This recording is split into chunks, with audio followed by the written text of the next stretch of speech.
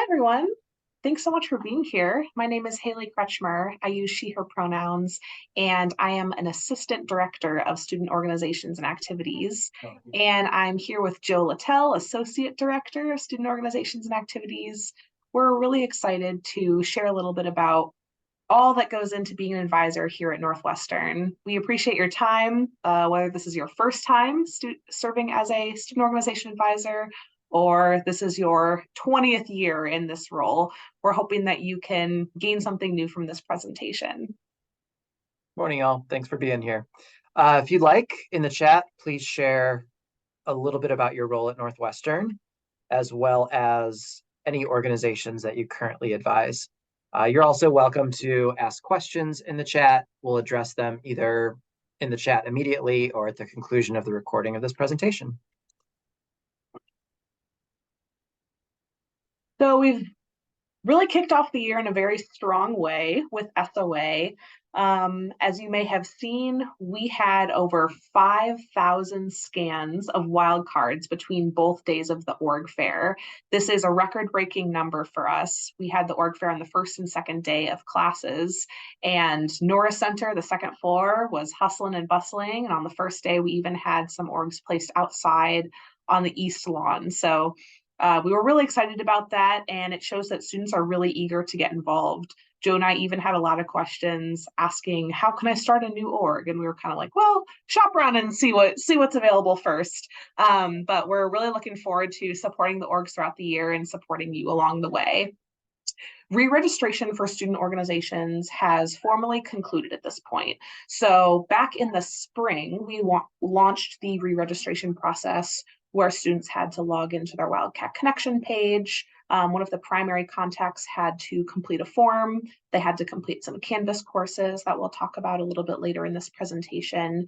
And we looked through their constitution. We looked through who they listed as their advisor, and the information about their org to make sure that they were all set for the year. So very soon, actually, we will be freezing any student organization's account who have not actually formally finished that process. Maybe they haven't finished their Canvas courses. Maybe they haven't properly updated their constitution, and that will be in the coming weeks. Something that we are really looking forward to this year is more frequent and meaningful communication with you all as advisors. Hopefully you have been receiving the weekly newsletters that have been coming out for advisors specifically. It is launched to the listserv. We're trying to make it a weekly thing, and we will be sending out communication as much as possible to you all just to stay in the know with what's going on campus, some of the communication that we're sending to the student organization executive board members so that we can all be on the same page. And we're going to try and keep you in the loop with more professional development sessions that are happening as well.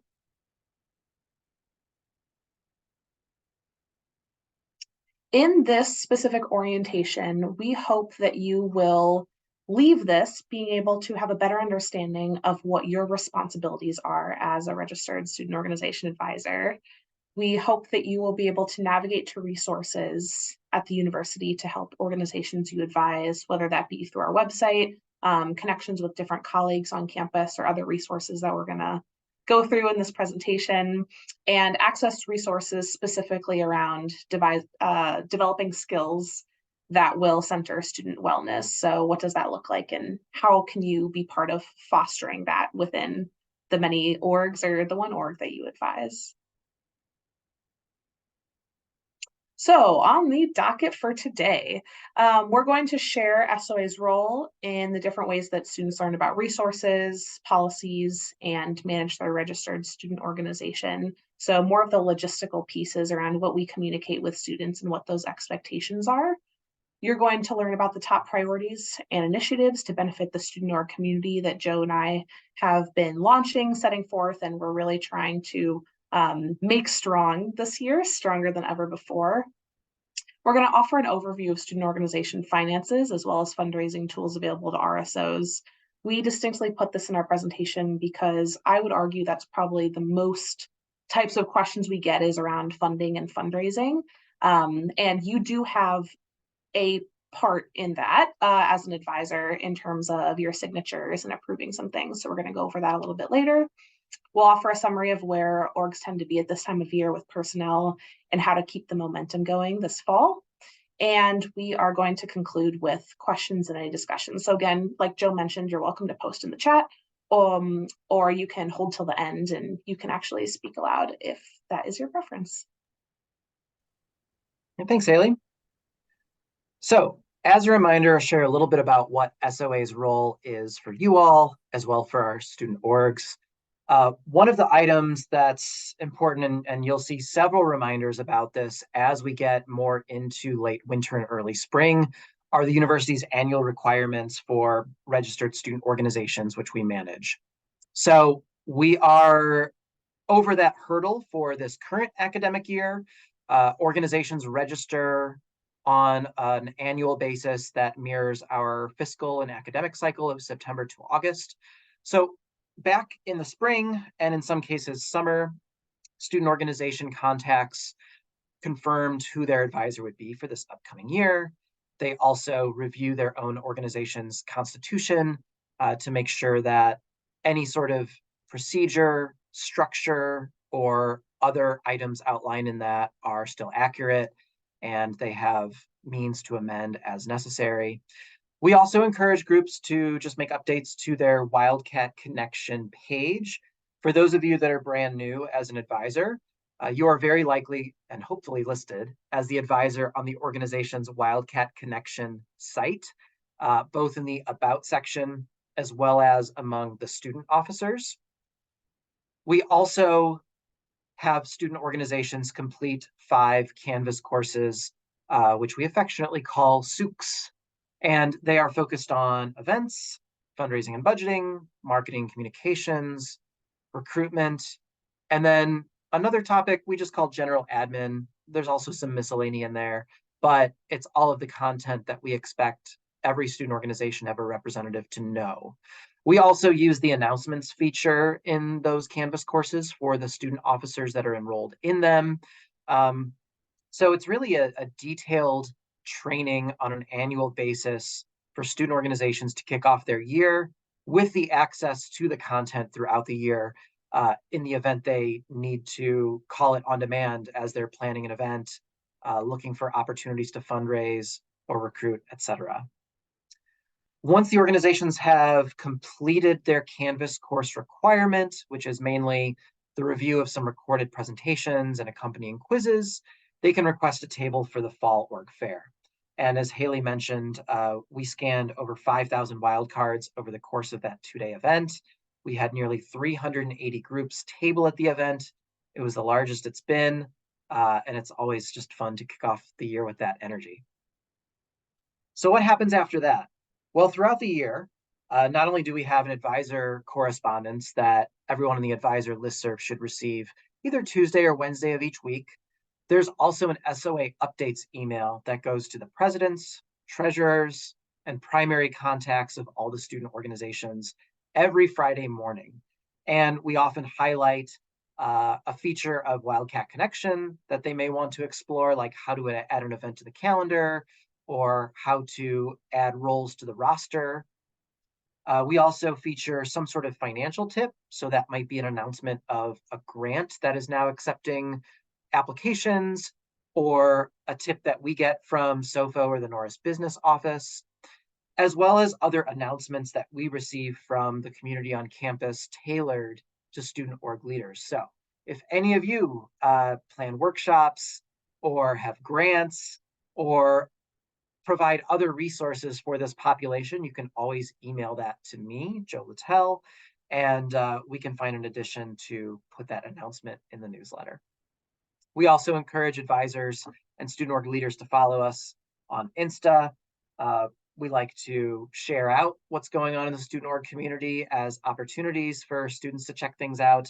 And we use our Facebook more as like a parent and family resource. So in terms of advisor expectations for you all, student organizations, also known as RSOs, present an advisor acknowledgement form to you all. And that is the terms and conditions of being an advisor of a student org at Northwestern. All advisors must be on payroll as faculty or staff. You review the terms, follow up with me with any questions, and then you can forward that to the student to upload as part of their annual requirement. Some of these items are outlined on that advisor acknowledgement form, but these are the key ones on this visual. We encourage all advisors to connect with student orgs at least once a quarter. There are some orgs that I advise who I'm meeting with weekly, corresponding with even more frequently than that. But there are others I advise that really just engage in low risk activities. They might be reserving a space in Norris for a social gathering once every few weeks. They're not looking to spend a lot of money. They don't travel. They aren't collaborating with others at the university. So there's not really a need for me to meet with them more than once a quarter for an update. We encourage advisors to be familiar with the exec board as well as how the group is structured, any of their upcoming activities that might be bringing in more of an audience of the broader student body. And then, of course, be available for expense signatures as needed to review. And if your groups travel, you'll need to be in the know of that. We have a travel section on the SOA website with resources on that topic. And then this is a big one, be aware of contracts related to student org events and activities. We know that as student groups transition roles every year, this is one of the items that can get lost in that transition. So hopefully an advisor that brings some consistency can just have the need for contract process on the radar of students. We have more info on our website on that topic in the planning and event section. And then most importantly, just serving as a resource to enhance the organization's effort to build community. Getting to know the students should be a joy. Being a resource if they approach you with problems or challenges should be a fulfilling part of the role as well. Few reminders that we have for you is that only enrolled Northwestern students are permitted to serve as an officer or member of a registered student organization. Every so often, sometimes there's someone who kind of wants to sneak in and be the treasurer or president, but they don't actually come to Northwestern. So that's certainly a #1 rule for us. For folks who have served as an advisor for many years, you may remember that there used to be an RSO cover sheet for student org contracts. Those no longer exist. We just expect that students are CCing you in their correspondence with our office when it comes time to process a contract. So that puts you on the radar and you're in the know. Just to give you an expectation of when that return time is, for the average contract, it will take our office around 2 weeks to process that, get it signed by the proper parties, and then back in the hands of the students. But if the contract is for over $25,000 or involves alcohol, the students can expect to be waiting around 6 weeks. So we would like for you to encourage your students to please get their contracts to our office as quickly as they possibly can to make sure that we have enough time to process it for their event. And something to note is that SOFO is fully in person with ink and paper signatures required for all receipts, invoices, and vouchers. So I also ask that you are in touch with your students just to set some basic expectations around when your availability might be, how you would like to be communicated with if it is time to sign a voucher, and how far in advance. It's really frustrating when students email you and say, hey, can I come to your office in 10 minutes? I really need this right now for SOFO. That's not really fair to you. So the more proactive you can be with communicating with your students around that, the better position you are setting yourself up for this academic year.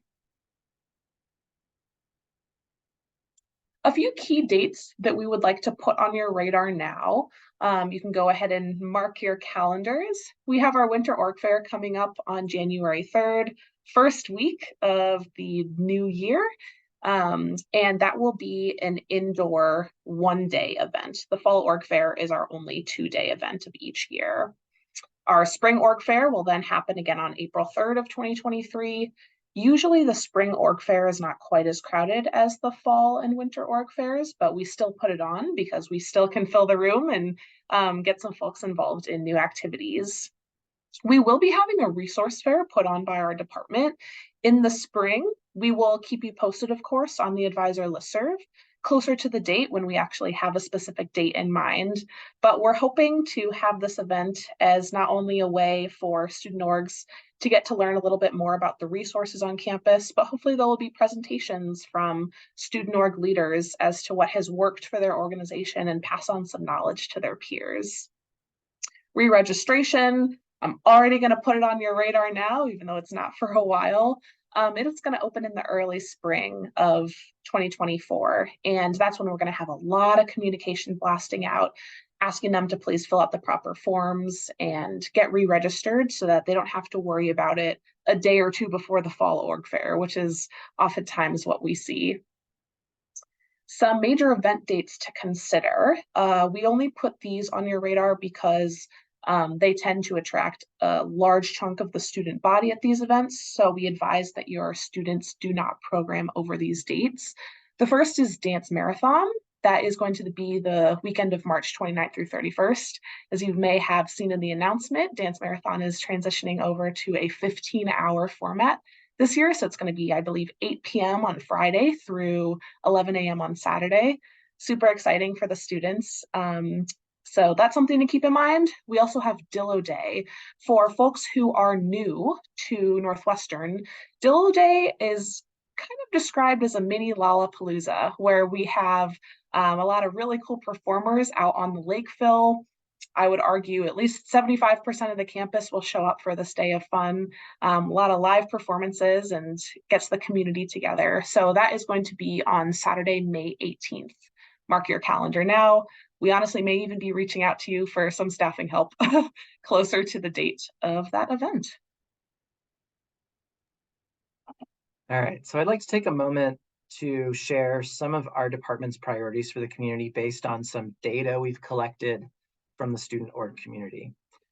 One of the items that's come up as a trend has been SOA involvement in some peer conflict resolution. Hayley and I presented on this topic of cancel culture in Northwestern specific digital platforms, and we see this intersect with student organizations quite a bit. It's something that can bring a lot of anxiety to individual students, sometimes their advisors, student leaders that have to make tough decisions around basically rendering a verdict on an interpersonal conflict, feeling like there's no good outcome, whichever route they go. And so Hayley and I are deepening the discussion on this. Student Affairs Professional Development Committee has offered us a slot to present on this topic with a little bit more research as well as some experience-informed details. And that event will be later this fall quarter. So look for details in the advisor newsletter. It'll also happen over Zoom. And those of you who are part of the Division of Student Affairs will also see an announcement about that. As we hope to have a discussion on this topic and just have more knowledge of what's going on in our community when it comes to cancel culture and how peers attempt to resolve conflicts with each other. Another important topic that's always on our mind, and we know there are some resident experts on campus on this topic, is the intersection of student organizations with student mental health, and particularly issues of anxiety. We hear accounts of this from Wildcat Welcome, student organizations that have a cut culture in their recruitment, as well as anxiety among student org leaders who might be put in really challenging situations while they also balance being a student at Northwestern. So more to come on this topic. We are in the initial phases of identifying how we plan to get more knowledge on this topic out to the community, as well as more resources for advisors to have and for student org leaders to have. On this note, we're really trying to think through how we can help student organizations become more inclusive on campus. So we are taking a deep dive into the culture of selective recruitment within student orgs, kind of kickstarting that as we speak right now. Joe and I just had a meeting about it yesterday. And we really want to find ways to support students in their developing their sense of belonging after facing rejection from the student org community. We get a lot of complaints specifically pertaining to academic related orgs, business orgs, and theater and performing arts organizations. So we plan to be collecting data from student organizations as well as their advisors and connecting with those folks on the purpose behind the rejection, selection procedures, and communication with community to learn more about why this happens, how it's communicated, and what, if anything, can be done about it. And part of this will just be rooted in education that we want to offer to the orgs that there's no reason to cut people from something like a knitting club. I'm making this up. I don't know if the knitting club rejects folks, but we don't have to perpetuate that culture if there's no need for it. So we want to kind of piece through what's happening on campus and what we can do about it.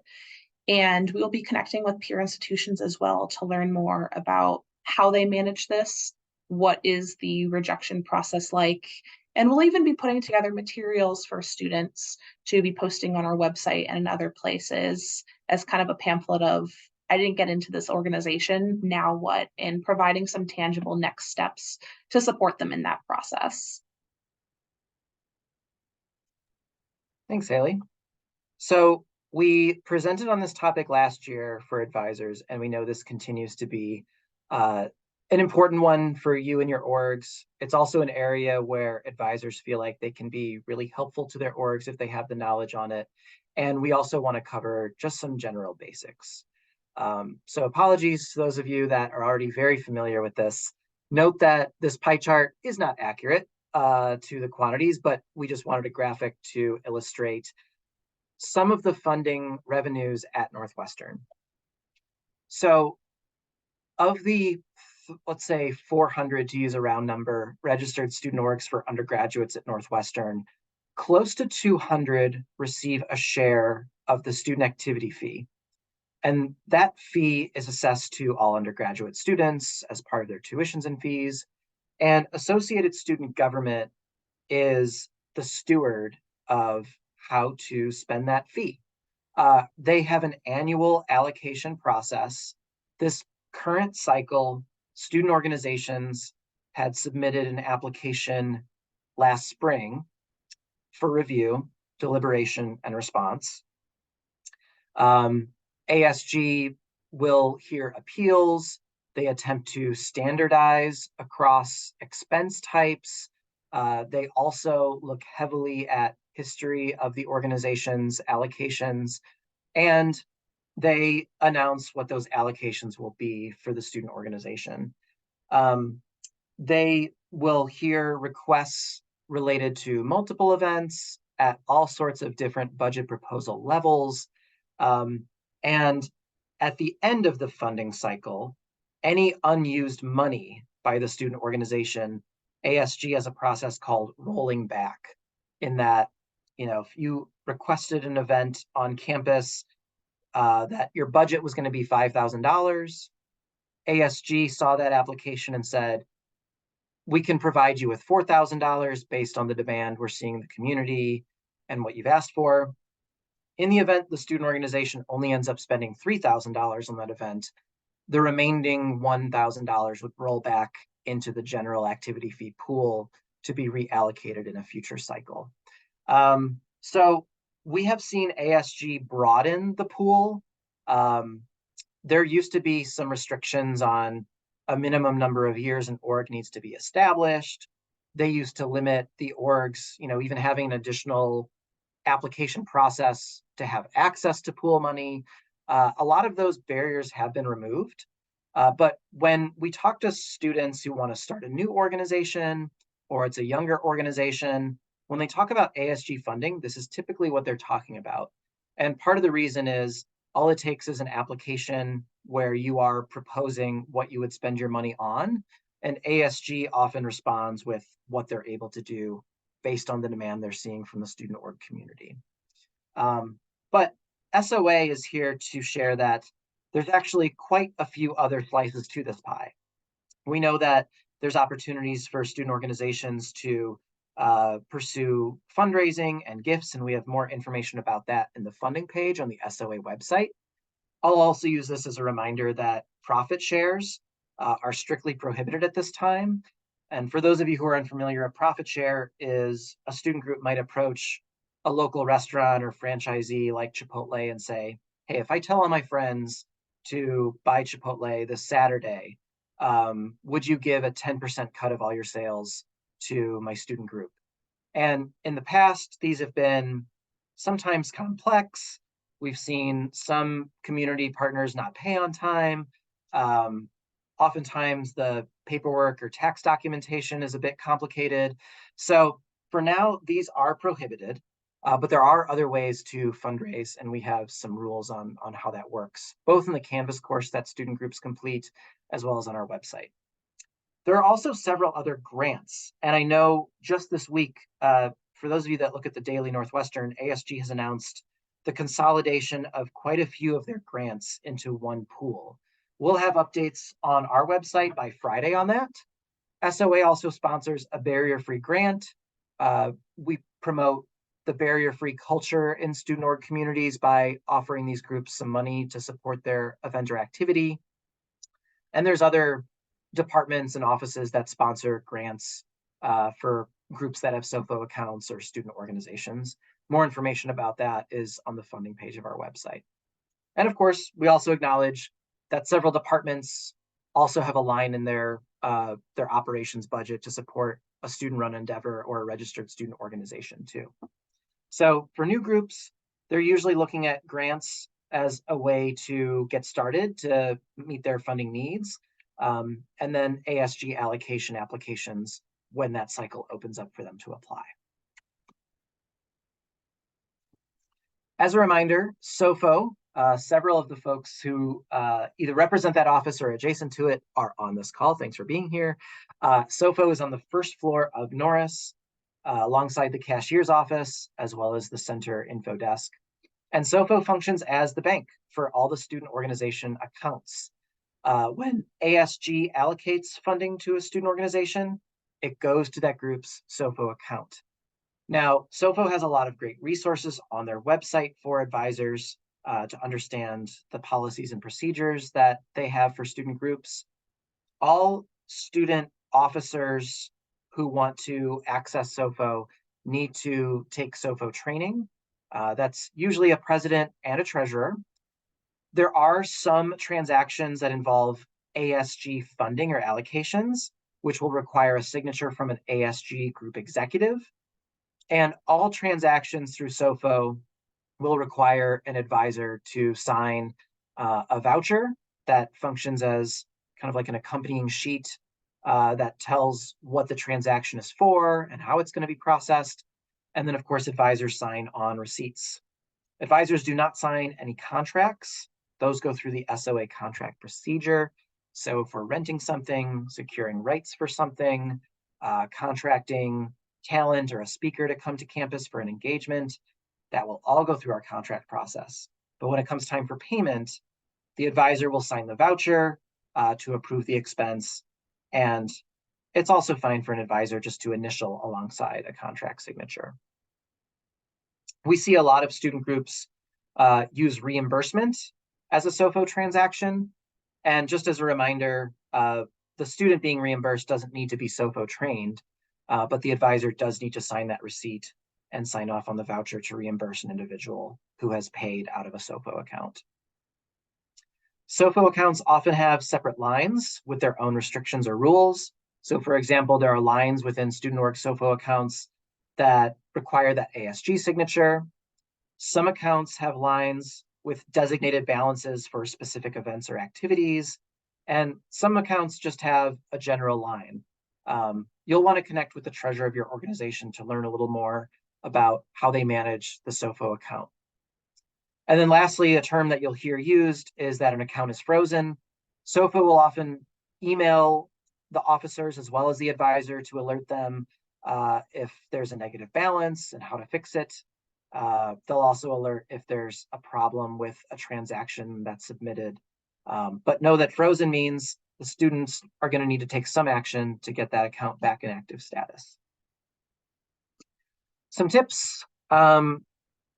Aside from accessing the transaction history, also known as a ledger, from the SOFO window, we encourage all groups to track their anticipated expenses and revenues, just like any budget planner in a department would, right? We are currently in October. You might have a lot of money to use between now and August, but it doesn't mean you're going to spend it all right now. Some of that needs to be linked to some things that are on the horizon. We expect student organizations to be tracking it in that way as well, both revenues and expenses. And we ask that advisors ask student organizations to have access to any sort of internal bookkeeping or ledger that the student group maintains. We always encourage groups to review the rules for specific account lines in SOFO.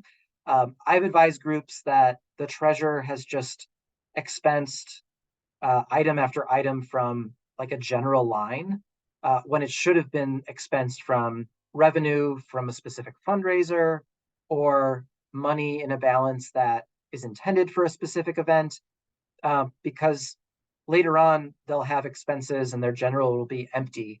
And then they'll kind of get caught in the maze of trying to transfer between lines, which is a little bit of forensic accounting that no one really wants to have to deal with. So make sure your students are clear on the rules that go with each line if they have separate lines in their SOFO account, and that they're spending appropriately. As an advisor, you can catch that when you sign the voucher.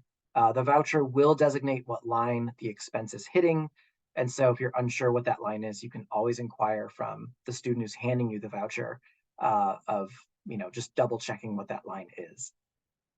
Some groups have subscriptions, whether that's web domains or for specific software or anything that is relevant to their activity. This is something they'll want to account for, whether that hits monthly or quarterly. A lot of groups have offsite storage that they pay for. And it's never fun to get emails from your public storage saying they're going to cut the lock on it if they don't receive payment pronto. I already touched on this briefly, but the funding page on the SOA website is just a great comprehensive resource on the topic. There's lots of grant opportunities that get passed along our way. Some of them haven't opened up for fall yet, but we are frequently updating this and communicating updates through our advisor and student org officer newsletters. I mentioned that profit shares are currently prohibited, and crowdfunding platforms like Kickstarter, GoFundMe have always been prohibited. Northwestern's Alumni Relations and Development has a version of this that is authorized called Catalyzer. And this is truly for the above and beyond fundraising. This is not intended to cover operations gaps. But if there's a student in your organization who has a great idea for like a long-term thing, or they need to replace some fixtures, they can work with the Catalyzer team from Alumni Relations to identify a fundraising campaign for the group. Lastly, this is another trend we've seen more and more, but student groups on Wildcat Connection being solicited by outside organizations to either put on an event, reserve space for them, or engage in what appears to be like a co-promotional opportunity where the organization is going to get a check. We always want the advisor to be in the know if a student group is going to be contacted like this. And of course, like most things, if something sounds too good to be true, it probably is. A lot of times, the most important advice I often give when groups approach me asking about the viability of this is to get everything in writing. Oftentimes the communication is over email or text. And then when it comes to a written agreement, there's a laundry list of expectations for the university or the student group. And it just isn't exactly what it was proposed that it would originally be. If your group is ever approached with something like this and you're uncomfortable, you can always reach out to SOA for further review. Our friends in SOFO work so hard to help our students. And I feel as though as advisors, we can be proactive about how we help our students. Maybe they need a reminder or two to process their receipt or get that voucher in. So I went to the SOFO training that's offered for students, and I pulled some main takeaways that I figured would be helpful for this group to know. One thing that's super important is do not sign vouchers in advance of whenever they have the event. If they have the number down but nothing else, ask that they actually come back with the proper documentation and sign at that time. It's because if you pre-sign a voucher, who's to say that they won't change something on the voucher and your signature is still on it? So that's a big no-no for advisors. On that note, reading what you're signing. So the student should be bringing the receipt with them whenever you sign a voucher. And so you should actually be looking at it to see what it was. You can ask what the occasion was that they made this payment. You are never signing or paying on a contract ever for any reason ever. That is, again, through our process that we have, where we have specific folks who are allowed to sign on contracts approved by Northwestern University. It is never going to be you. So make sure that if they are coming to you with a contract, you're guiding them to our office to get that processed in the proper way through the university. SOFO will not reimburse for tax. So that is a great way to be proactive about reminding your students. We have a tax exempt form that they can use. There are ways that they can go about this process without having to pay with their own credit or debit card, because if they do that and they don't have the tax exempt form, they are going to end up eating the tax, whatever that might be. It could be $4, or if a really massive purchase, the tax could be $50. So helping students remember that is super important. All receipts must be itemized, so line by line, every single thing that was purchased needs to be on there in order for SOFO to properly process that receipt. SOFO has an 85-day policy on receipts, meaning the students need to get that receipt properly through the process of getting your signature on it, processing it through a voucher, and getting it to the SOFO window within 85 days of getting that receipt in the first place. My recommendation is just to have your students process it within the first week after they do it. Obviously, there are some exceptions to that if it's like the first day of winter break, but couple reasons for that. One, they could lose the receipt, and two, it could just be something that slips the mind, and then suddenly, whoops, we're 100 days past.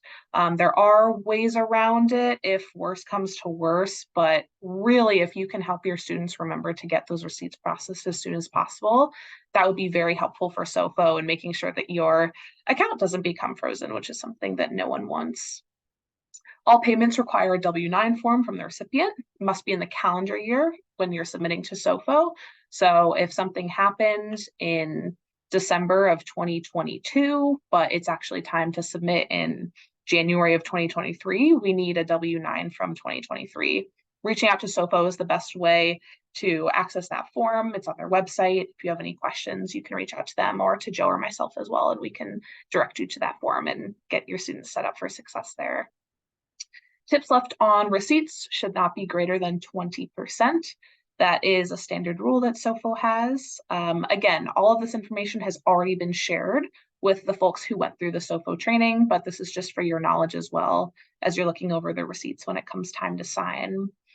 And lastly, there is a change in advisor form. So if you are a first-time advisor and you have not seen this form, you will need to complete this to basically transition the account from the previous advisor for your student organization to you now being in that leadership role.